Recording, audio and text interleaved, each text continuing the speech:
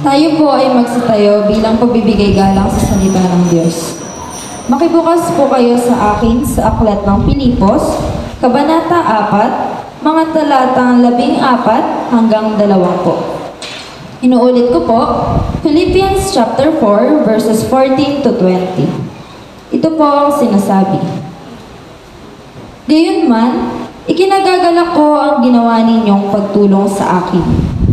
Alam naman ninyong kayong mga taga-Pilipos lamang ang kahati ko sa hirap at ginhawa nang umalis ako sa Macedonia. At nagsisimula pa lamang ako sa pangaral ng mabuting balita.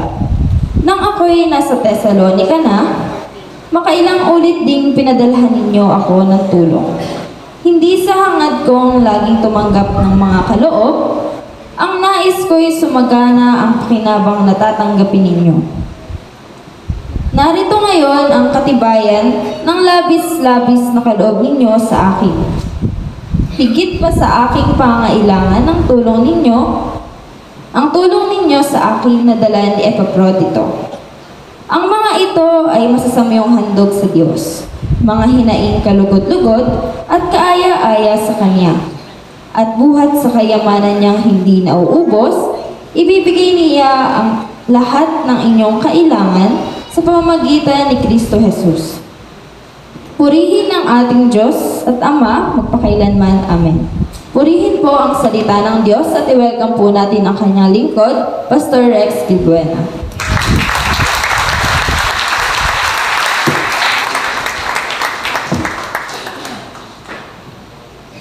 Tayo po'y manalangin. Dakilang Diyos na makapangyarihan sa lahat, Panginoon. Sa umagang ito, samahan mo kami, Panginoon, sa iyong mga salita na amin pong mapagbubulay-bulayan. Ikaw po, Panginoon, ang siyang maitaas at maparangalan, Panginoon, sa aming kalagitnaan. Buksan mo kami mga puso, ayaan mo ang banal mong Espiritu ang siyang patuloy na mangusap sa amin. At ikaw, Panginoon, ang siyang maparangalan. Ito po ang aming dalangin sa pangalan ni Jesus. Amen. Palakpakan natin yung Panginoon. Praise the Lord. Pwede bang sabihin mo sa iyong katabi, welcome ka sa gawain ng Panginoon? Sa kabila naman, sabihin mo, salamat at nandito ka. Hallelujah. Praise the Lord. Handa na ba tayo makinig ng salita ng Diyos? Praise God. Yung ating pong binasa kanina ay nagmula doon sa Philippians chapter 4 verse 18 to 20. Mula pa doon sa verse 15 binasa niya kanina. Pero titingnan natin yung verse 18 to 20. Sabi diyan, I have received full payment and have more than enough. I am supply now that I have received from Epaphroditus the gift you sent. They are fragrant offering and acceptable sacrifice, pleasing to God. And my God will meet all your needs according to riches of His glory in Christ Jesus. To our God, the Father, be glory forever and ever. Amen. Alam nyo, napakaganda po. Sino sa'yo nakaka-memory verse nito? May memory verse ng 4:19. Ayan. Sa katabi mo, tanongin mo yung katabi mo, memory verse mo ba ito? Ayan. Napakagandang verse na ito sapagkat dito ipinapakita na ang kayamanan ng Diyos kailanman ay hindi nauubos na po pwedeng isupply sa bawat isa sa atin. Alam niyo yun, yung may mga bagay na pangangailangan tayo sa mundong ito na hindi kayang ibigay ng mundo eh. Pero iba yung Diyos kapag siya yung nagbigay ng mga bagay at nag-supply ng mga bagay. And that is the message of the Lord. God will supply. Ano ba yung mga bagay na isusupply ng Diyos ayon doon sa bersikulo na binasa natin bukod sa verse 19? Ano yung mga bagay na sinabi ng, ano sabi doon ni Pablo? And my God will supply all your needs. Bakit niya ito sinabi? Ano ang sitwasyon na nangyayari noon? Ano ang mga bagay na gusto niyang ibigay na point doon sa mga Kristiyano sa lugar ng Pilipos? At ano yung dating nila? Bakit niya ito sinabi? Hindi naman niya siguro sasabihin iyon nang wala lang. Kasi alam natin, ang sulat ni Pablo sa Filipos ay isang sulat ng pagbibigay ng pasasalamat sa mga ginagawa ng mga Kristiyano sa kanya habang siya ay naglilingkod sa Panginoon. Kaya itong isang sulat na ito ay pagpapakita na hindi man niya kayang ibalik ang lahat ng bagay na ginawa ng mga Kristiyano sa kanya, ibabalik naman ito ng Diyos sa kanya. Amen? Sabi mo sa iyong katabi, ibabalik sa iyo ng Diyos. God will supply sa lahat ng bagay na ating pangailangan. Ano, tignan ngayon natin yung background ng Filipos para mas maintindihan natin at ma-appreciate natin yung verse 19. Kasi nababasa natin ito, mas iintindihan natin at mas mauunawaan natin kung bakit sinabi ito sa verse 19, ano ba yung nangyayari sa panahon nila at ano yung sitwasyon na yon. Titignan natin yung background ng Philippians. Ang Philippian Church ay isa sa mga lugar na kung saan si Pablo ay nagmisyon nung kanyang ikalawang journey. Nagkaroon siya ng pagmimisyon, kung naalala nyo sa aklat ng mga gawa, nabasa nyo sa Bible, in the book of Acts chapter 16, nung siya ay nagmimisyon, actually nagkaroon siya ng vision. Hindi siya mapunta sa lugar na yan. Meron siyang ibang lugar na pupuntahan, kaya lang nung gabi, nagkaroon siya ng pangitaan na parang may tumatawag sa kanyang tao na sinasabing, dito ka pumunta. Dito ka pumunta. Kaya nung paggising niya, imbis na yung iba yung kanyang direction, napunta siya doon sa direction ng Philippians. Dahil doon sa pangitain na meron siya. At hindi na nga nagkamali ang Diyos sa pagkatawag sa kanya sa lugar na yon. Dahil nung pagpunta niya sa lugar na yon, expected niya na wala lang, bakit siya pinapapunta ng Diyos, hindi niya alam, pero na-expect niya na may gagawin ng Diyos sa kanya. Pagdating niya ron, na-meet niya kagad itong babae na isang dealer ng kulay ube, ang sabi ng Biblia. At nung siya ay mangaral, itong tao na ito ay may takot sa Diyos at siya ay na-born again.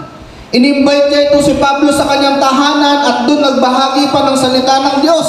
Bukod pa dito, kung natatandaan natin, doon din sa Philippian Church na kung saan merong sumusunod sa kay Pablo na inaalihan ng demonyo, yung bata na pinagkakakitaan ng tao, inaalihan ito ng demonyo at sunod sa kanya. At habang sumusunod sa kanya, sabi ni Pablo, bakit ito kaya sunod sa akin ito? Ang ginawa niya, ni-rebuke niya, kinas out niya, nawala ngayon yung demonyo doon sa tao. Kaya naging matino.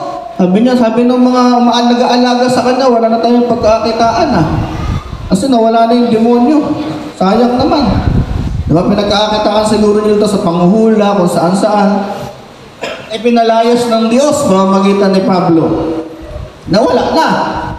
Tapos, ang sumunod, eto naalala nyo, nung sila ay binilanggo, dahil nga sa pinakusahan sila na kanilang ginagawa ay mali, nabilanggo sila kasama niya si Silas, habang sila ay nakabilanggo, ang sabi ng Biblia, sila ay nananalangin at nag-worship sa Diyos. At anong nangyari sa bilanggo?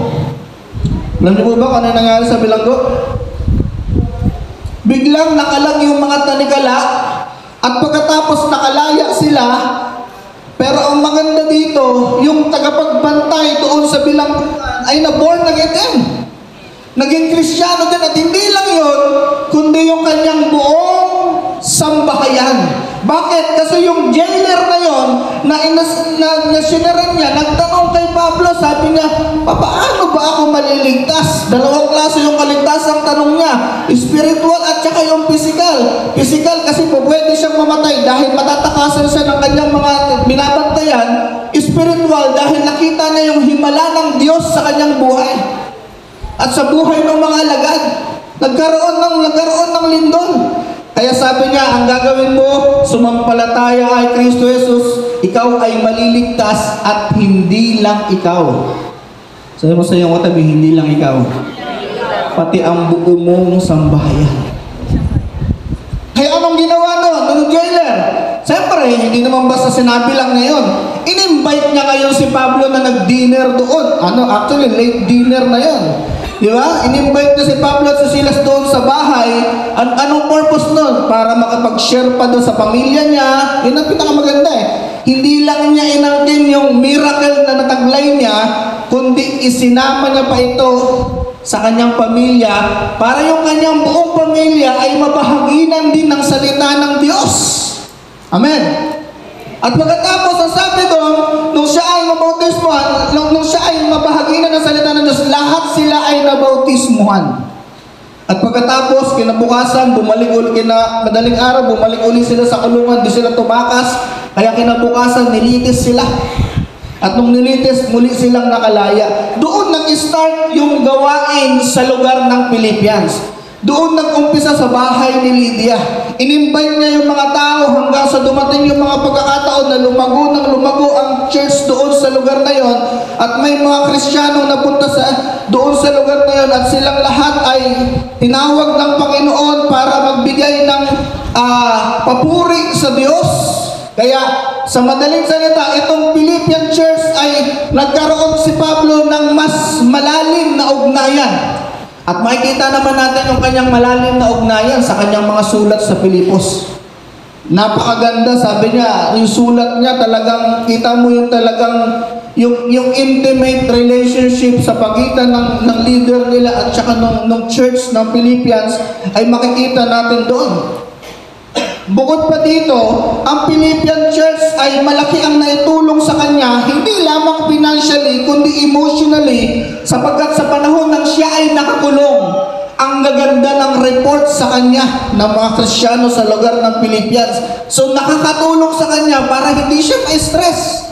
Dahil nakita niya, ay, kaya pala ako nakulong para ito pala ang mangyari maganda. Ang ganda pala na nangyari. Kaya pala kalooban ng Diyos itong nangyari sa akin sa kulungan para ang salita ng Diyos, ang gospel ay muling lumaganap. Kasi kapag nakakulong ako, hindi sila magtatayo at hindi sila mangaral. Inasa nilang lahat sa akin, pero dahil wala ako nakakulong ako, limitado ako ng selda, silang lahat ay humayo at nangaral ng salita ng Diyos. Ito palang pagkakakulong ko ay ikabubuti.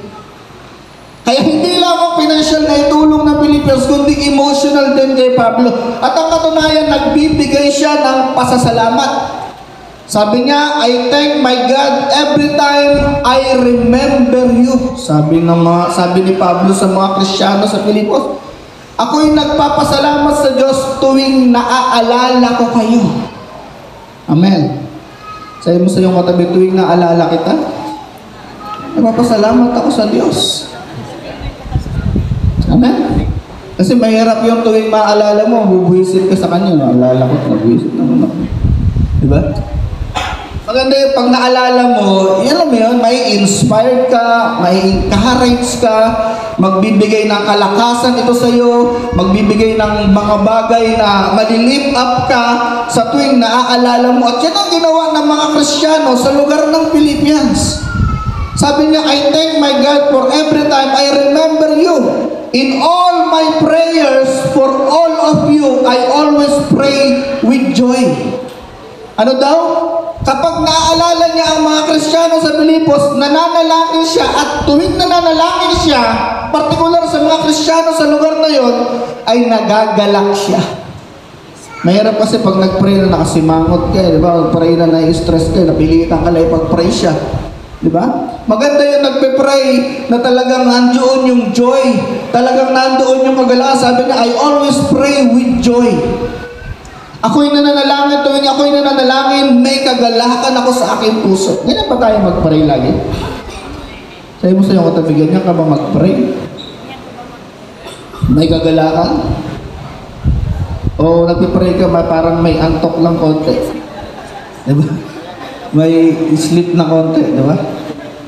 Verse 5, because of your partnership in the gospel from the first day until now. Ayun ang napakaganda. Kaya pala siya nagbibigay ng pasasalamat. Isa sa paraan, sabi ni Pablo sa verse 5, because your partnership, yung partner natin, yung ginagawa nating paglilingkod, ay nagpapatuloy simula nung umpisa hanggang sa ngayong nakakulong ako.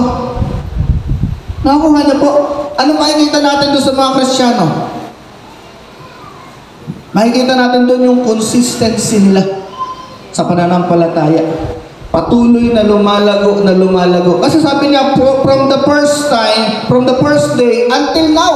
Sabihin, yung ginagawa nilang paglilingkod sa Panginoon ay hindi nawawala, nagpapatuloy at nagpapatuloy at nagpapatuloy, na kahit na anong dumating na mga problema sa kanilang buhay, tuloy-tuloy pa rin silang naglilingkod sa Diyos, hindi hadlang kung ano man yung mga sitwasyon, basta sila naglilingkod sa Panginoon hanggang sa kanilang huling hininga ng buhay. Nakukuha po natin?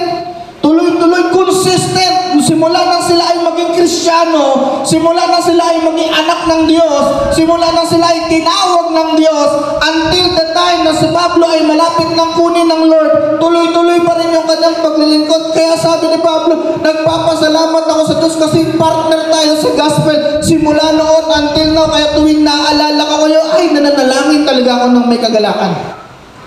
Dahil nakita niya yung sakripisyong ginawa ng mga Kristiyano sa lugar ng Pilipos. Amen? Pero hindi naman din ganun kadali yun. Although meron silang kasipagan, meron silang mga sitwasyon, meron silang mga consistency sa paglilingkod sa Panginoon, at natutuwa si Pablo dahil partner sila, kaya lagi siyang nagpapasalamat. Actually, ang Philippian Church ay isang sulat ng pagpapasalamat ni Pablo sa mga Kristiyano sa lugar ng Pilipos. At ang sabi doon, siya ay nagpapasalamat dahil malaki ang nagagawa ng mga Kristiyano sa paglilingkod sa Panginoon. Pero siyempre, nasa mundo pa sila, naglilingkod sila, meron din silang mga struggle sa buhay. Amen? At tatlong bagay, yung sitwasyon na meron sila na struggle. The Church of Philippi, sabi niyan, ay humaharap din sa iba't ibang uri ng problema. Although meron silang paglilingkod sa Panginoon, pero hindi may iwasan kasi na habang naglilingkod sila ay merong mga struggle. Amen? Sabi mo sa iyong katabi, may struggle ka ba sa buhay? Yan. Mahirap yun pag hindi sumagot, diba? So ano yung una? Tatlong bagay lang po, at least titignan natin yung mga problema nila para mas ma-appreciate natin yung sinabing teksto kanina ni Pablo. Una, sabi niya first, ang problema nila, dahil Kristiyano sila, humaharap sila sa mga persecution sa kanilang buhay. Maraming mga pagsubok, at isa sa mga pagsubok sa kanila ay yung paghahadlang sa salita ng Diyos, paghahadlang sa pagiging Kristiyano, paghahadlang sa panalangin, paghahadlang na may kalat ang salita ng Diyos. Persecution sa pananampalataya ay kanilang nararanasan sa panahon na yan. Bakit? Kasi may mga tao sa lugar na yon, nung maging Kristiyano yung kapitbahay nila, naiinggit.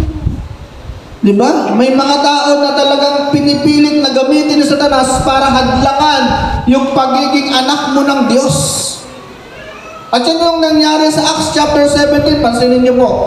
Sabi diyan, nung maging Kristiyano yung ibang unit, naiinggit ang mga Hudyo, kaya tinipon nila ang mga palaboy sa lansangan. Sila'y gumawa ng gulo sa lungsod at nilusot nila ang bahay ni Jason at pilit na hinanap si Pablo at Silas upang iharap sa bayan. Sa madaling salita, bagamat merong pag-abante ng salita ng Diyos, meron ding nangyayaring persecution at meron din nangyayaring paghadlang. At lahat ng Kristiyanong humaharap sa Panginoon at nag-worship sa Diyos at naglilingkod sa Diyos, merong mga persecution na nararanasan. Lalo na kapag masigasig kang naglilingkod sa Diyos, meron tayong mga persecution sa pananampalataya. Amen? Pag di mo naranasan yan, magtataka ka, ba't di ko nararanasan yung persecution? Parang walang umahadlang sa hadlangan nyo naman ako. Yan, di ba? Walang challenge. Diba? Pero kapag naranasan nyo yan, napakagandang maglingkod sa Panginoon. Sa panahon na kanilang nararanasan, ay sila ay patuloy pa rin naglilingkod sa Panginoon. Hindi lang persecution yung kanilang nararanasan. Sabi diyan, meron din mga pagsubok na humahalo sa kanila para lamang guluhin yung kanilang kongregasyon. Para lamang guluhin yung kanilang pagkakaisa. Para lang guluhin yung kanilang bonding, yung relationship, yung unity ng gawain doon. At may mga nagtetreat sa kanila. Kaya hinahadlangan sila sa paglilingkod sa Panginoon. may mga hadlang na nangyayari. Actually, ilan sa kanila ay kasama pa nga nila. Sabi ng Philippians chapter 1 verse 17, it is true that some preach Christ out of envy, rivalry, but others out of goodwill. Yung iba, mabubuting ang kanilang taong gusto, pero yung iba, envy lang eh. Yung iba, rivalry lang eh. Tama ba natin? So, ibig sabihin, habang yung mga Kristiyanong naglilingkod sa Panginoon, meron din pala silang mga pagsubok na nararanasan. Pangatlo, yung kanilang struggle sa bawat isa sa kanila. Siyempre, habang naglilingkod sila, meron din silang conflict sa bawat isa. Bukod sa meron sitwasyon ng mga humahadlang sa kanila sa labas, meron ding mga problema doon sa loob na nagiging dahilan para patuloy na hindi sila at mahadlangan yung kanilang mga paglilingkod sa Panginoon. Hinahadlangan nila yung ginagawa ng mga Kristiyano doon para patuloy na maglingkod sa bawat isa at sa pagkapurihan ng Panginoon. Sa madaling salita, habang naglilingkod tayo sa Panginoon, hindi pala maiiwasan na meron talagang mga struggle sa buhay. Mga problema. Amen. At conflict sa bawat isa. Kaya nga sinulat ni Pablo itong Philippians chapter 4 verse 1 to 3. Sabi diyan, basahin natin, therefore, brothers and sisters, your whom I love and long for, my joy and crown, stand firm in the Lord in this way. Dear friends, at sabi na verse 2, I plead with Judea and I plead with Syntyche to be the same mind in the Lord. Ako'y nakikiusap kay Judea at kay Syntyche na magkaisa sila sa kaisipan sa Diyos. Magkaroon sila. Bakit magkakaisa? Hindi sila magkaisa eh. Kaya sabi na Pablo, nakikiusap ako. Yes, and I ask you, my true companion, help this woman since they have contended at my side in the cause of the gospel, along with Clement and the rest of my co-workers whose name are in the book of life. Sabi ni Pablo, nakikiusap ako sa inyo, pag-ayusin niyo itong dalawang ito, sapagkat itong dalawang ito, si Judea at si Syntyche, parehas silang nagamit sa salita ng Diyos, parehas silang nakatulong sa salita ng Diyos, parehas silang naglilingkod sa Panginoon, at parehas silang nakasulat ang kanilang pangalan sa aklat ng buhay. Lahat na itong dalawa ito nakasulat, kaya nakikiusap ako sa inyo na ayusin mo. At yan ang nagiging dahilan kung bakit nawawala yung harmony ng fellowship and unity doon sa lugar ng Philippian Church dahil may mga causes ng division. Meron na nga pagkakabahabahagi kay Judea at kay Syntyche particular. At yun yung mga hadlang na nangyayari at nararanasan ng mga Kristiyano sa lugar ng Pilipos. Bukod doon, meron pa silang mga sacrifice. Kaya sinabi din ni Pablo, therefore it has been granted to you on behalf of Christ not only to believe in Him, but also to suffer for Him. Bakit? Kasi maraming mga Kristiyano sa lugar ng Pilipos na nagsasaroon ng sakripisyo. May mga sacrifice silang ginagawa. Kaya sabi ni Pablo, tinawag ka ng Diyos hindi lang para manampalataya. Tinawag ka ng Diyos hindi lang para magpuri. Tinawag ka ng Diyos hindi lang para magbasa at manalangin. Tinawag ka rin ng Diyos para magsakripisyo alang-alang kay Kristo. Tinawag ka ng Diyos yan. Sabi diyan, to believe in Him, but also to suffer for Him. Hindi lang basta manampalataya ka lang ba? Marunong ka bang magsakripisyo kay Kristo? Tinawag ka rin ng Diyos dapat at handa ka sa mga sakripisyo. Because sabi niyan, it has been granted to you on behalf of Christ not only to believe, but to suffer for Him. Kaya mga Kristiyano, handa yang magsakripisyo para kay Kristo. Tayo mo sa iyong katabi, handa ka dapat magsakripisyo para kay Kristo. Amen? Hindi mo pwedeng pananampalataya lang, tapos pagdating sa sakripisyo, ayoko na, sakripisyo pala yan. Kala ko, pag naglilingkod ka, walang sakripisyo. Kung pala meron, ayoko na ako. Hindi po ganun. Dapat merong sakripisyo. Amen? At handa ka doon. Ano mo yung mga katabi mo, nakangiti yan, handa yan eh. Handa lagi yan. Diba? Nakahanda yan sa sacrifice, alang-alang sa Panginoon. Kaya nga sabi ng Biblia in Filipos chapter 4, to, magandang versikulo rin. Sabi niya, do not be anxious about anything, but in every situation, by prayer and petition, with thanksgiving, present your request to God. Sabi ng Biblia, huwag kang mabalisa. Bakit? May mga nababalisa rin sa flow sa lugar na yun. Sabihin, kahit naglilingkod sila, hindi sila exempted sa mga sakripisyo. Hindi sila exempted sa mga problema. Hindi sila exempted sa kanilang karakter and attitude na nagkakaroon ng problema. Hindi sila exempted sa mga bagay na kabalisahan. Lahat ng kanilang mararanasan ng bilang isang tao, nararanasan din nila. Katulad ng hindi ka Kristiyano o Kristiyano, parehas nararanasan natin yan. Pero ang maganda, kahit nararanasan natin ang mga bagay na yan, ginagawa natin, nagpipray tayo ng may pasasalamat sapagkat alam natin na ang request natin sa Diyos ay tutugunin niya pagdating ng araw. Amen? Ibibigay niya yung ating mga panalangin. Meron ka bang mga pinagpipray? Sabi mo sa iyong katabi, tutugunin ka ng Diyos.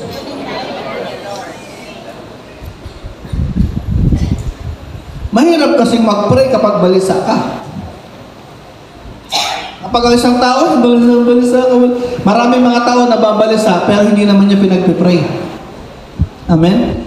Sa halip na ubusin mo yung lakas mo, sa halip na ubusin mo yung oras mo, sa kabalisahan, manalangin ka na lang. Dahil tutugunin ng Diyos yung panalangin mo. Amen? Huwag kang mabalisa. Sabi niya, huwag kang mabalisa. Yung mga Kristiyano nababalisa. Kaya yung sulat ni Pablo, bukod sa pagpapasalamat, meron ding encouragement na kung ano yung ginawa niyo noon at nagpapatuloy, dapat tuloy-tuloy yan. Kahit na ano ang mangyari. Dapat tinutuloy-tuloy niya. Kung ano man ang mga sitwasyon, tuloy-tuloy yan. Sunod natin, Philippians chapter 4, verse 14. Puro Philippians tayo, napansin niyo po ba yan? Kasi hinahanap natin dito yung verse 19.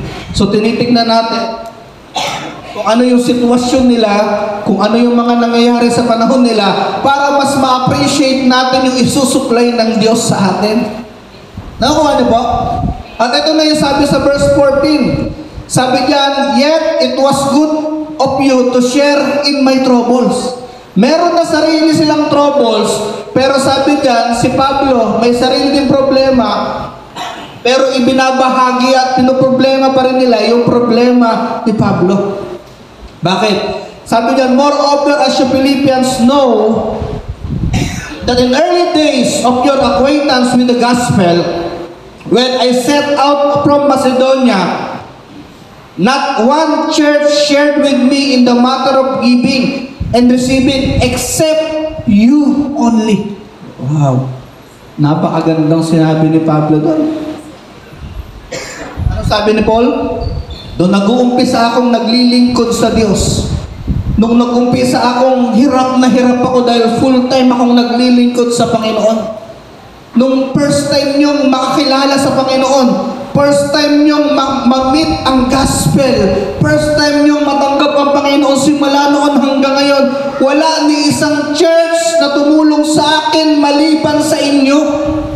Wala ni isang simbahan ang nagbigay sa akin ng ganitong mga bagay na kaloob, kundi kayo lang, Philippian Church. Hindi nagbigay sa akin ng Corinthian, hindi nagbigay sa akin ng Ephesian, hindi nagbigay sa akin ng Colossian, pero kayo Philippians, nung nag-uumpisa ako at hanggang sa ngayon, nananatili pa rin ang inyong generosity, na habang kayo'y may mga problema, na habang kayo'y may mga pagsubok, na habang kayo'y may mga trouble at iniisip, hindi nyo ako nakalimutan.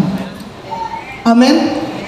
Ang sinasabi lamang dito, hindi pa lahat lang ang mga problema para hindi mo gawin ang ministeryo mo sa Diyos. Hindi pa lahat lang ang problema para hindi ka maging consistent sa paglilingkod sa Panginoon. Hindi pa lahat lang ang mga sitwasyon at mga humahad lang sa atin. Kaya nating mapagtagumpayan yan kasi meron tayong Diyos at patuloy tayo sa paglilingkod sa Kanya. Sabi ni Pablo, simula nung maranasan nyo yung gospel at nung first time nyo, simula noon hanggang ngayon, hindi nyo ako nakakalimutan. At wala ni isang Kristiyano, kayo lang. Sabi mo sa iyong katabi, ikaw lang. Nag-iba ka talaga, sabi mo. Diba? Kakaiba ka sa iba. Ikaw lang. Wala ni isang Kristiyano, wala ni isang church ang tumulong sa akin pagdating sa paglilingkod ko sa Panginoon. Pero kayo, consistent yung ginagawa nyo sa akin. Sabi niyan, hindi kayo nagkulang sa akin. Alam nyo, ang Philippian Church, hindi naman din ganun kayaman. Titignan mo yung background ng Philippian Church, mahirap din sila. Kasi part sila ng Macedonia. Bayan sila ng lalawigan ng Macedonia. At alam naman natin kung ano yung Macedonia sa Corinthian. Nakuha niyo po?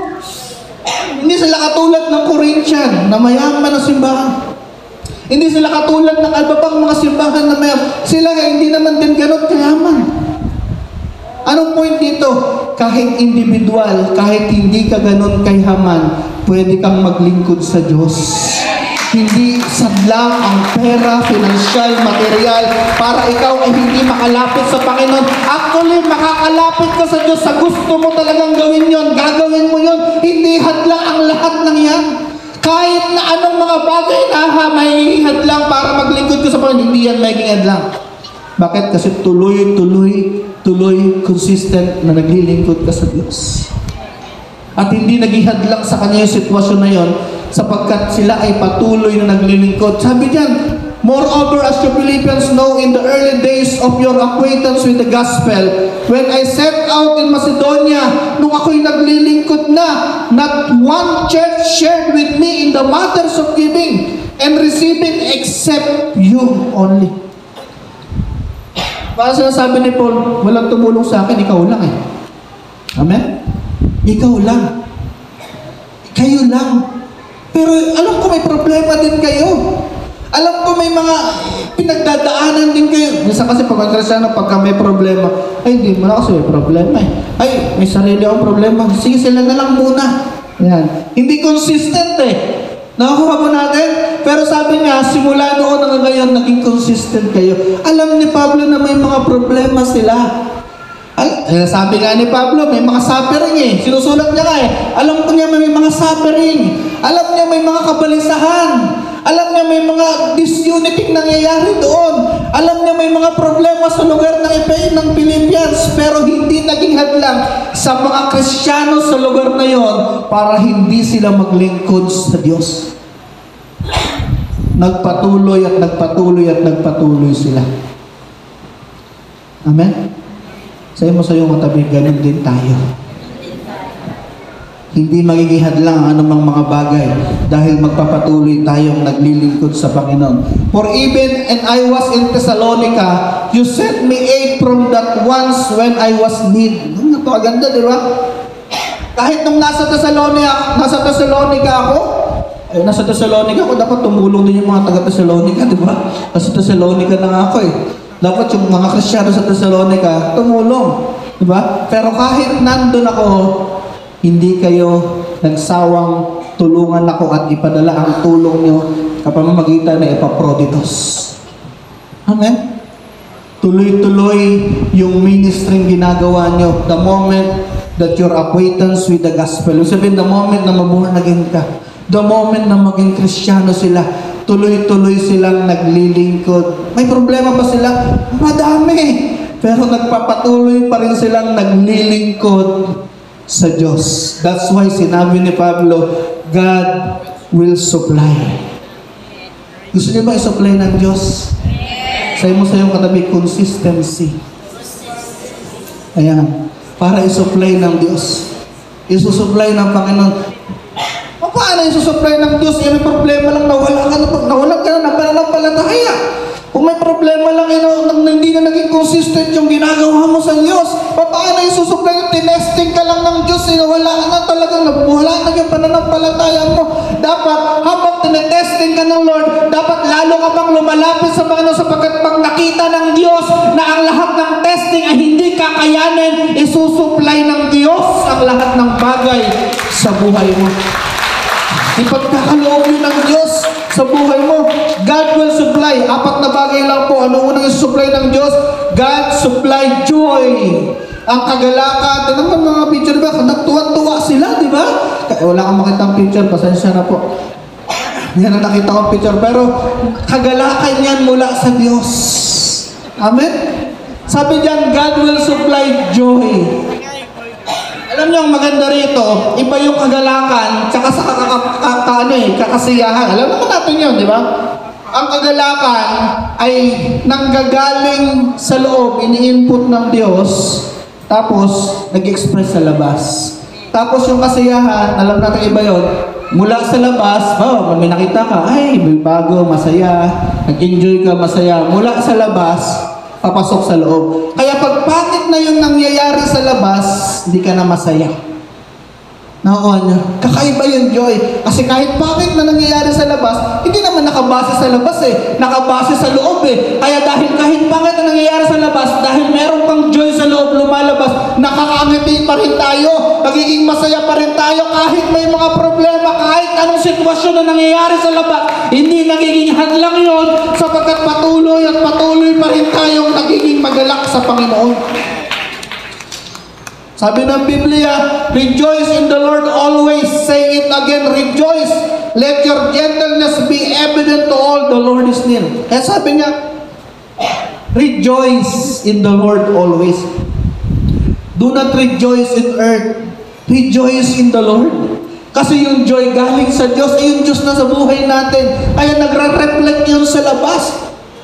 Na kahit na ano yung mangyari sa labas, nananatili ka pa rin naglilingkod sa labas kasi meron kang kagalakan sa loob. Hindi nakabase ang kasi ang kagalakan mo kung ano ang mga nangyayari sa labas. Nakabase ang kagalakan mo ay kung ano yung nangyayari sa loob. Amen? Kaya sabi niya, rejoice in the Lord always. I will say it again, rejoice. Sabi mo sa iyong matabi, maging magalak ka. Yan. Diba? Bawal ang nakasimangot. Tingnan mo kung nakasimangot yung kadoy. Yan. Diba? Bawal ang nakasimangot. Kahit may mga problema, tuloy-tuloy pa rin tayong naglilingkod sa Panginoon. Bakit? Rejoice in the Lord. Isusupply ng Diyos ang kagalakan sa buhay mo. Na kahit na ano yung mangyari, bakit sinabi ito ng Biblia? Bakit? Kasi yung mga Kristiyano sa lugar ng Pilipos, ginagawa na rin nila yung tulong na lahat ng bagay. Yung kanilang paglilingkod, yung kanilang suffering, yung kanilang consistency, ginagawa lahat yun nila na kahit na anong mga problema, mga pagsubok, mga sitwasyon, mga hadlang na humahadlang sa kanila, nagpapatuloy sila sa paglilingkod kaya meron silang kagalakan. Amen? At habang nagpapatuloy ka, makikita mo yung buhay mo tuwang-tuwa sa Panginoon. Kaya minsan hindi nila maintindihan yan eh. Di ba? Kasi kapatid may mga problema pero masaya pa rin. Di ba? Bakit kaya masaya pa rin yan? Di ba? Kasi hindi nila alam yung problema sa labas, hindi naman yun ang basehan mo. Meron kang basehan na kagalakan sa loob na siyang nagre-reflect sa labas. Nakakuha niyo po? Rejoice in the Lord always. Ang kagalakan ay nakabase sa panloob na kalooban. Ito'y ini-input ng Diyos sa atin. Pag in-input yan ng Diyos, sinusupply yan ng Diyos. Kapag nagkukulang ka, isusupply ng Diyos. Kapag kailangan mo, isusupply ng Panginoon.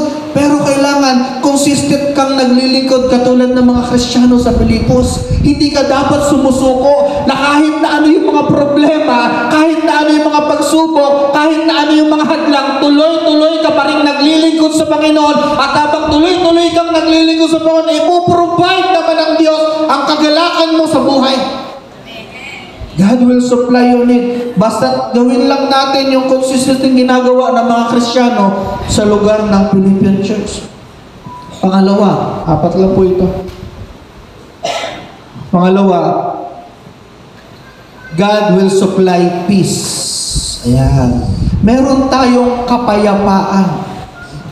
Alam niyo yun, yung kapayapaan, napakaganda nito sapagkat yung kapayapaan, dinescribe ni Jesus Christ nung nabubuhay pa, yung difference ng kapayapaan sa mundo at kapayapaan sa Panginoon. Sabi ng Panginoon, binibigay ko sa inyo at kapayapaan, hindi katulad ng kapayapaan ng mundo. Dinistinguish niya yung peace ng mundo at saka yung peace mula sa Diyos. Tinan yung mga picture, di ba? Payapang-payapa sila. Di ba? Meron silang peace of mind. Meron silang kapayapaan mula sa Diyos. Bakit sinusupply ng Diyos ang kapayapaan? Bakit sinusupply? Kasi nga, naglilingkod sila na kahit na may mga pagsubok, na kahit na may mga problema, na kahit na anong mga hadlang, kahit ano yung nangyayari, consistent pa rin silang naglilingkod sa Panginoon. Kaya kahit na anong mangyari, ipoprovide ng Diyos ang joy at ipoprovide ng Diyos ang peace. God will supply peace sa buhay mo. The moment na gawin natin yung ginagawa ng mga Kristiyano sa Philippian Church. Tignan mo sabi ng Biblia, and the peace of God will transcend all understanding, will guard your heart and your mind in Christ Jesus. Ano sabi diyan? Ang kapayapaan ng Diyos ang siyang magpapaunawa sa inyo ng lahat ng uri ng kaunawaan. At siya rin ng kapayapaan din na mula sa Diyos ang siyang magbabantay sa iyong puso, sa iyong isipan, para hindi ka magkasala. Amen. Isusupply ng Diyos ang kapayapaan sa buhay mo. Alam nyo, minsan nakagawa tayo ng mga pagkakamali kasi magulo yung isip mo, nagdidesisyon tayo. Magulo yung isip natin, nagdidesisyon tayo. Pero magdesisyon tayo ng meron tayong serenity, yung peace of mind, di ba? Maayos yung kaisipan mo, tapos tsaka ka magdesisyon, napakaganda, maaaring maging tama yun. Nakuha nyo? At siyempre, hingin natin yung tulong ng Panginoon sa panalangin. Lord, supply mo yung kapayapaan sapagkat ang kapayapaan na yan will guard our heart and our mind in Christ Jesus. The peace of God will transcend all understanding. Ang kapayapaan na mula sa Diyos ang siyang magpapaunawa sa iyo. Bakit kaya merong mga taong nagpapakamatay, may mga taong gumagawa ng kasalanan? Bakit? Magulo yung kanilang isip. Hindi nila alam yung gagawin nila. Kaya kapag may kapayapaan ka, ito yung tutulong sa atin, magtitrigger sa atin para magpatuloy tayong maglingkod sa Panginoon.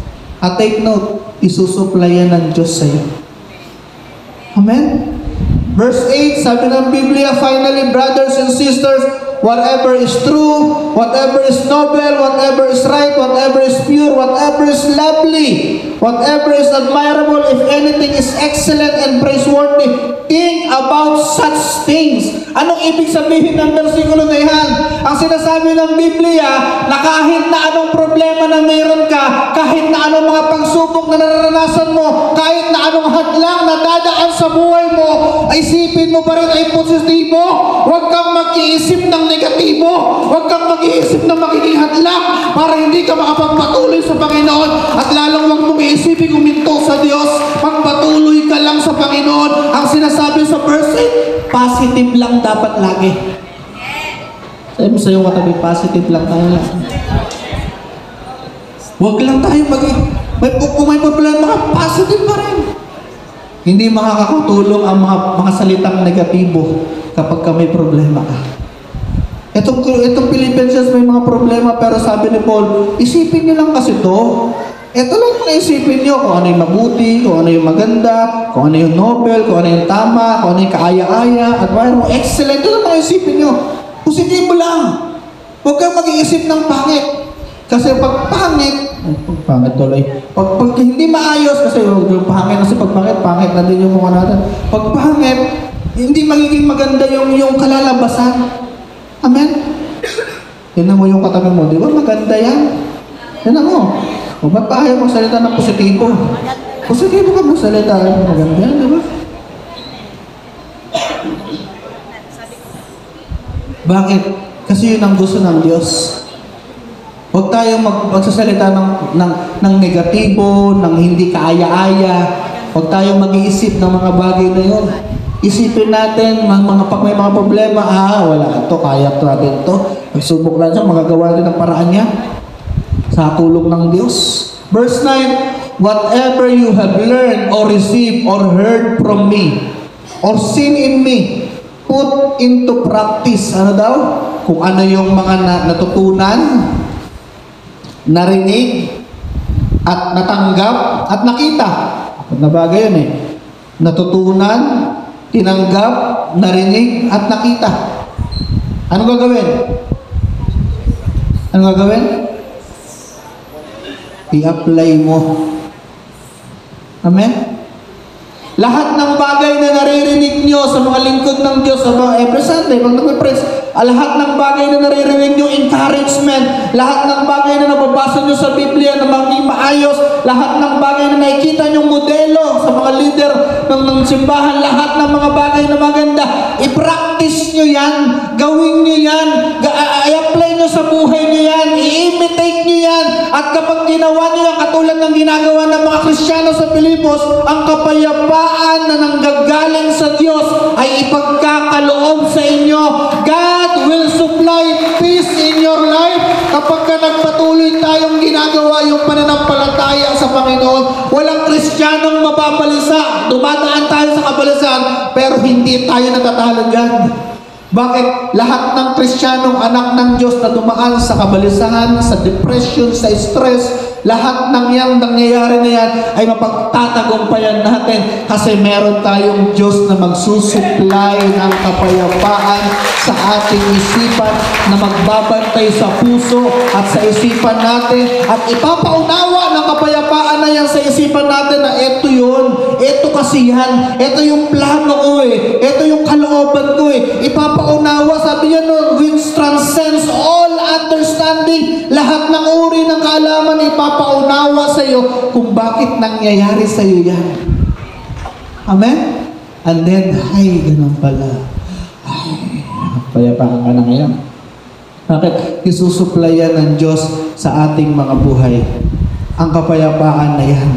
Sabi niyan, upang maranasan mo ang kapayapaan, gawin mo yung natutunan. Kapag natutunan mo, ginawa mo, ay sigurado naman ang kapayapaan ay sa iyo. Amen? Pangatlo, God will supply contentment. Sayo mo sa iyong katabi, contentment. Kakontentuhan mula sa Diyos. Ipapaliwanag sa iyo ng Diyos yung contentment. Gusto niyo ba yung contentment? Napakaganda yan pag sinupply ng Diyos sa atin. Isusupplyan ng Diyos sa bawat sa atin. Kapag ginawa natin yung ginagawa ng Philippian Church, kapag ginawa natin yung ginagawa ng mga lingkod ng Panginoon, nag-isip tayo ng tama, hindi ibig sabihin walang problema, walang mga pagsubok. Meron! Pero mag-isip pa rin tayo ng naayon sa salita ng Diyos. Isipin natin yung ginagawa ng mga Kristiyano sa Pilipos na consistent, ginagawa natin yung mga bagay kung ano yung inumpisahan mong gawin simula nang maging Kristiyano ka hanggang sa ngayon dapat ginagawa mo pa yan, lumalago pa. At ibagkakaloob sa iyo ng Diyos ang contentment. Amen? May isang kwento, yung hari, mayroon siyang sakit. Sabi ng doktor sa kanya, ganito ang gagawin mo. Humanap ka ng tao sa buong kaharian mo na mayroong contentment sa buhay. Kapag nakita mo yon, kunin mo yung kanyang damit, tapos isuot mo sa iyo. Magagaling ka na. Sabi niya. Sabi ng doktor. So inutusan niya yung mga gwardiya niya, o sige, humayo kayo, maghanap kayo sa aking buong kaharian ng taong kontento, tapos kunin niyo yung damit, suot niyo sa akin para maginawa na ako. Yan. So inutusan niya, for how many weeks? Nagpuntahan lahat kung saan lugar. Tapos magating ng isang buwan, bumalik. Wala po kaming mahanap na taong kontento. Meron isa lang. Pero sa buong kaharian mo, lahat walang kakontentuhan ng mga tao. Merong isa lang doon kontento. Sabi ng hari, ba't di mo kinuha yung damit? Dapat kinuha mo yung damit. Sabi ng tao, wala po kasing damit siya. Amen? Kontento siya kahit wala siyang damit. Nakuha niya po yung meaning nun. Sabi ng Biblia, sabi ni Paul, I rejoice greatly in the Lord. I rejoice greatly in the Lord that last you renew your concern for me. Indeed, you were concerned but you had no opportunity to show it. Alam ko, concerned kayo, pero wala kayong kakayanan na ipakita ito personal kasi nakakulong ako Pero pinapakita niyo through yung mga aid na ginagawa niyo sa akin.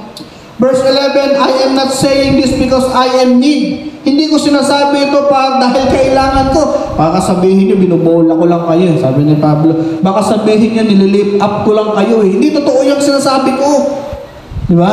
Kasi baka sabihin nila, Pablo, huwag tumutulong kami, binubola mo naman kami. Hindi po. Hindi sinasabi. Ay sabi ni Pablo, I am not saying this because I am in need. For I have learned to be content whatever circumstances. Amen? Sabi ni Pablo, kahit na anong sitwasyon, kontento ako. Kahit hindi kayo magbigay, kontento ako. Sinasabi ko ito sa inyo sapagkat totoo yung sinasabi ko. Hindi ko kayo binubuhala. Simula na naglingkod kayo hanggang ngayon, naglilingkod pa rin kayo sa Diyos. Ginawa na nyo ang lahat ng tulong para sa akin. Hindi dahil ipiniplease ko kayo, hindi dahil sa kailangan ko ang mga tulong nyo, kundi talagang ginagawa nyo. Actually, kahit wala yan, ako ipusupply na nyo sapagkat kontento ako sa mga bagay na meron ako. Amen? Yun ang napakagandang contentment. Verse 12, I know what is to be in need, and I know what is to be plenty. I have learned the secret of being content. Wow! Sayo mo sa iyong katabi, alam mo ba yung sikreto ng contentment? Si Pablo alam niya eh. Alam niya yung secret of being content. Grabe, no? Alam niyo, pag nalaman natin yan, siguro masaya tayo lagi, no? Sabi, I know what is being in need, I know what is being plenty. I have learned the secret of being content in any and every situation. Alam ko yung sikreto, kaya hindi ko kailangan ng tulong nyo. Sinasabi ko ito sa inyo sapagkat talagang totoong ginagawa niyo yan. Nakuha nyo? Hindi dahil kailangan ko yung mga ibibigay nyo, kundi dahil talagang ginagawa niya. Sapagkat ako mismo ay natuto ako sa mga kontentuhan sa buhay. Sabi niya, anyway, in every situation, whether well fed or hungry, whether living in plenty or in want, I can do all things through Him who gives me strength. Amen? Natutunan ko na kahit magutom o mabusog, kahit ako'y fasting, kahit ako'y kumakain sa itulyukin, kahit sa ano pa yung mga bagay na yan, kahit busog ako, kahit wala, kahit ako'y walang pangailangan, kahit na anong nararanasan ko sa buhay, kontento ako sapagkat alam ko ang sikreto ng pagiging kontento. At ang sabi niya sa verse 13, I can do all things through Him who give me strength. Sino nagbibigay ng strength, ng contentment sa Kanya? Sinusupply ng Diyos ang Kanyang strength at ang Kanyang contentment. Doon sabihin niyang, I can do all things. Ibig sabihin, hindi ibig sabihin, lahat na lang ng bagay pwede niyang gawin. Pwede ba siyang lumipad? Pwede ba siyang tumalon o mamatay? Hindi po yun ang ibig sabihin. Ang ibig na sabihin, kahit na anong pagsubok na dumaan sa kanyang buhay, kahit na anong mga problemang dumaan sa kanyang buhay, kahit maghirap, kahit na siya ay magutom, kahit na siya ay paagos-agos sa dagat, kahit na siya ay inahampas ng mga alon sa dagat, kahit na anong maranasan niya, kontento siya at meron siyang kalakasan mula sa Diyos. Sapagkat ang Diyos ang nagbibigay sa kanya ng kalakasan. Ay sinabi niya, I can do all things. I can do, kahit magutom ako, I can do. Kahit ako'y mamambusog, ay kaya ko yan. Kahit ako'y maghirap, kaya ko yan. Kahit ako'y yumaman, ay mas kaya ko yan. Pero kahit anong sitwasyon, sacrifice, suffering, kahit anong pagsubok na meron siya, kayang-kaya niya yan sapagkat meron siyang Diyos na dapat susupply sa kanya ng lahat ng pangailangan. Kapag dumaan ka sa mga pagsubok, sabihin mo lang lagi, Lord, I can do all things through Christ. Kakayanin ko to. Kaya mo sa iyong katabi, kakayanin mo yan. Kasi may Kristong magsusupply sa iyo. Diba? Susupply ng Diyos ang lahat ng iyong pangangailangan. Isusupply ng Diyos. Ano yung una? Susupply ng Panginoon? Kagalakan mula sa Diyos. Pangalawa, kapayapaan. Pangatlo, contentment.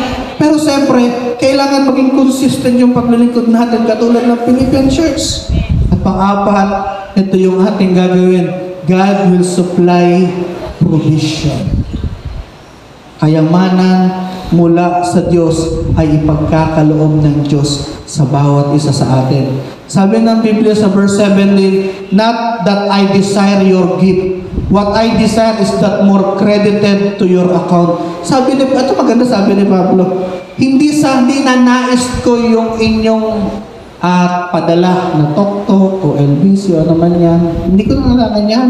Yung mga Shopee yung padala niya sa akin. Hindi dahil hindi ko kayo binubol, totoo yun. Pero hindi ko dinidesire yan. Pero kung bibigay nyo, okay lang. Sabi ni Pablo ganyan eh. Diba? But I did not desire that. Sabi niya, now that I desire your gift, what I desire, ito yung maganda eh. Hindi dahil sa kailangan ko yung mga regalo nyo. Hindi sa kailangan ko yung mga tulong. Hindi ko kailangan yung kailangan ko yan, of course. Practically, kailangan ko yan. Pero kahit wala yan, I can do all things. Nakakuha niyo po? Nakakuha na sabi niyan. Pero ang dinidesire ko, hindi dahil sa mga kaloob na yan. Ang dinidesire ko, yung balik ng Diyos sa inyo. Kasi niyo sa verse 17, yung balik, palakpakan natin Diyos, yung balik ng Diyos sa inyo. Yung balik ng Panginoon. Sabi nga dyan, account, ibibigay. Supply ng Lord sa account mo eh. Di ba? Is that more credited to your account? Ilista-kalista yan sa Diyos. Hindi pag tinulungan mo ako, hindi dahil kailangan ko yan, I can do all things. Pero pag ginawa mo yan, the Lord will credit it to your account. And that is I desire. Di ba? Ang ninanais ko, yung i-bless kayo. Ang ninanais ko, yung pagpalain kayo ng Diyos. Ang ninanais ko, yung provision ng Diyos na ipagkakaloob sa inyo. Yan ang expect nyo. Kasi ako wala akong may tutulong sa inyo. Sabi naman, pero eto, ipagkakaloob ng Diyos. Wala man akong may bibigay sa inyo, kundi puro encouragement lang at panalangin. Pero yung Diyos na nasa likod ko ay hindi kayang ubusin yung kayamanan na isusupply sa bawat isa sa inyo. Amen. Bawat isa sa inyo. Verse 18, I have received full payment and have more than enough. I am amply supplied now that I have received from Epaphroditus the gift you sent. Ay, tinanggap ko yung mga regalong dala-dala ni Epaphroditus. Si Epaphroditus kasi mapagkakatiwalaan sa pagdadala ng mga regalo. Hindi niya yan tinatanggal, hinihiwa, tapos kinukuha niya. Ito, ang ganda to, akin to. Hindi niya gano'n. Diba kasi sa mga Tok-Tok, pag nag-deliver ka, may mga bukas pa yung mga bagahe. Ito hindi, talagang faithful si Epaphroditus. Kung ano yung binigay ng Pilipinas, diretso kay Pablo. At ang sabi ng Biblia, sabi ni Paul doon, sa mga regalong natanggap ko, they are all fragrant offering and acceptable sacrifice pleasing to God. Amen? Kapag nagbigay ka pala ng mga kaloob, tulong sa mga kapatiran, sa church, o sa mga lingkod ng Panginoon, una, susupply ng Diyos. Sabi doon, ikikredit niya sa iyong account. Pangalawa, fragrant offering pala yun sa Diyos. Ano yung fragrant? Sa iba nga, sweet aroma eh. Di ba? Sabi sa Burman version, sweet aroma. Ibig sabihin, yung ginawa mo pala ay mabangong samyo sa harapan ng at nakalulugod sa Diyos. Minsan kapag nagbigay tayo, parang, hindi mabangong samyo to.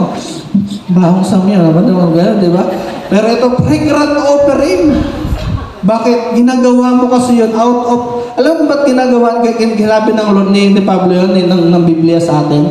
Fragrant offering. Kasi ginagawa niya yun kahit may problema siya. Mga Philippians. Ginagawa nila yun kahit may struggle din sila. Ginagawa nila yun kahit hindi sila ganun kakayanan. Ginagawa nila out of the heart. Nakukuha niyo? Ginagawa nila yun kahit may mga, sila rin mismo personal ay may mga problema, pero ginagawa pa rin nila yun. At kapag ginawa natin yun, they are all fragrant offering. Sabi ni Pablo, hindi ko dinidesire yan. Ang dinidesire ko yung ibalik ng Diyos sa inyo. Pangalawa yan yung fragrant offering na acceptable sa Diyos. Yung pala yung sikreto, fragrant offering na acceptable sa Diyos. Yung maglingkod ka kahit may problema ka. Yung magpatuloy ka sa Panginoon kahit may mga hadlang. Yung gumawa pa rin na yung ginagawa mo dati, gawin mo pa rin yan kahit na ano yung mga sitwasyon, kahit anong mga bagay. Actually, yung pregnant offering, not only financial and material, yung buhay mo, na kahit na anumang mga struggle sa buhay mo, na nararanasan mo at nagiging hadlang para hindi ka maglingkod sa Panginoon, tuloy-tuloy ka pa rin naglilingkod sa Panginoon, at ito'y pregnant offering sa Diyos, at yung buhay mong inaalay na yan ay isang mabangong samyo sa harapan ng Panginoon. Pag nag-worship ka sa Diyos, tapos alam ng Diyos, napakadami mong mga sitwasyong nararanasan, and yet sinasabi mo, Lord, napakabuti mo. Napakabuti mo. Kaya sabi mo yun, tapos may mga problema ka, di ba? Mabuti ka, Lord, mabuti. Mabuti, may mga problema. Kapatid, pregnant offering yun. Amen? Yun yung pinakamagandang worship.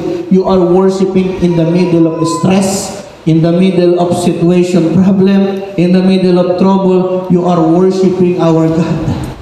It is a fragrant offering sa Diyos. Amen?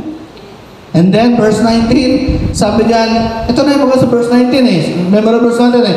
And my God will meet all your needs according to His riches of His glory in Christ Jesus. Ipuprovide ng Diyos ang lahat, susupply ng Diyos ang lahat ng pangangailangan mo pamamagitan ng kanyang kayamanang hindi naubos.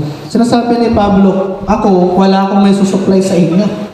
Prayer, encouragement, pero yung Diyos na pinaglilingkuran natin, inaantay ko yung credit din sa account mo. Ito'y fragrant offering men sa Panginoon. Amen? And then you will supply all according. Ito maganda eh. Yung supply ng Panginoon, yung supply ng Diyos na ibibigay sa atin according sa kanyang riches and glory. Hindi sa anumang mga bagay. Di ba? Hindi sa basihan sa mundo, hindi ang basihan ang mga sitwasyon. Ito ang basihan niya yung kanyang kayamanan. Yung kanyang kayamanang hindi nauubos. Sa madaling salita, kapag yun ang basihan, tuloy-tuloy yun. Hindi yun hihinto sa buhay mo. Dire-diretso yun nag-uumapaw. Ikaw na yung susuko doon. Bakit? Patuloy kang naglilingkod sa Diyos at ginagawa mo yung mga nais ng Diyos. Amen?